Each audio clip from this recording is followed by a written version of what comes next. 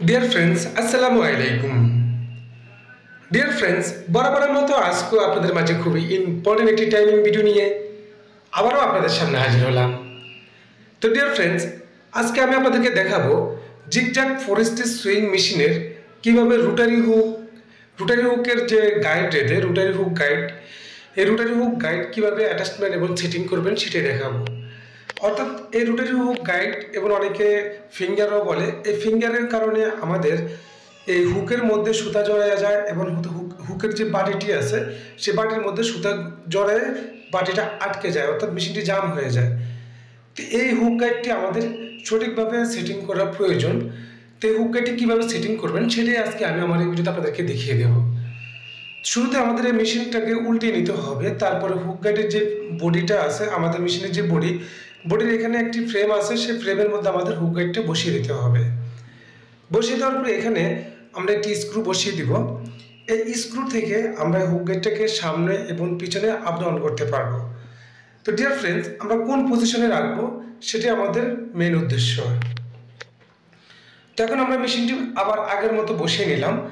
বসানোর পরে এখন আমাদের হুক গাইডের টাইমিংটা করতে হবে। আপনারা দেখতে পাচ্ছেন যে আমাদের মেশিনের হুকের যে বাটিটি আছে সেই গোল্ডেন কালার বাটিটি এমনভাবে রাখতে হবে যাতে আমাদের হুক গাইডের সাথে বেশি একটা লুজ না থাকে, যাতে বাটিটা খুলে না যায়। যেহেতু আমাদের হুকটা আমাদের লেফট সাইডে ঘুরে, তাহলে সেক্ষেত্রে আমাদের হুক গাইডটা লেফট সাইডে একদম এমনভাবে রাখতে হবে যাতে আমাদের হুক গাইডের বাটিটা সামনের দিকে মুভ হয়ে না যায়, আবার লেফট সাইডেও যাতে মুভ হয়ে না আসে। কারণ অনেক সময় আমাদের মেশিনটা রান বেশি থাকলে বা যখন আমরা হঠাৎ করে মেশিনটা স্টপ করি, তখন লেফট সাইডে ঘুরতে ঘুরতে আমাদের এক জায়গায় যখন স্টপ হয়ে যায় তখন সেই ক্ষেত্রে বাটিটা রাইট সাইডে বাড়ি খেয়ে চলে আসে। তো আমাদের এমনভাবে রাখতে হবে যাতে বাটিটা লেফট সাইডেও না যায়, রাইট সাইডেও না যায়। তো আমরা হুক গাইডটাকে আর একটু উপরে উঠাই দিলাম।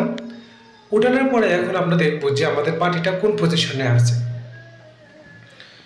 তো ডিয়ার ফ্রেন্ডস, এখন আপনারা দেখতে পাচ্ছেন যে আমাদের হুক গাইডের যে গোল্ডেন কালার বাটিটি আছে, এই বাটিটি আমাদের লেফট সাইডে আসতেছে না, বাট রাইট সাইডের দিকে আমাদের চলে যাচ্ছে। তাহলে সেক্ষেত্রে আমাদেরকে কী করতে হবে, হুক গাইডটাকে আর একটু উপর দিকে উঠাতে হবে। তো আমরা স্ক্রুটাকে একটু লুজ করে দিব, হালকা একটু লুজ করে আমরা নিচের থেকে ডাইভার দিয়ে আমরা হুক গাইডটাকে সামান্য একটু উপর দিকে উঠিয়ে দিব। উঠিয়ে দিয়ে যখন আমরা স্ক্রুটাকে টাইট করে দিব তখন আমরা আবার চেক করব।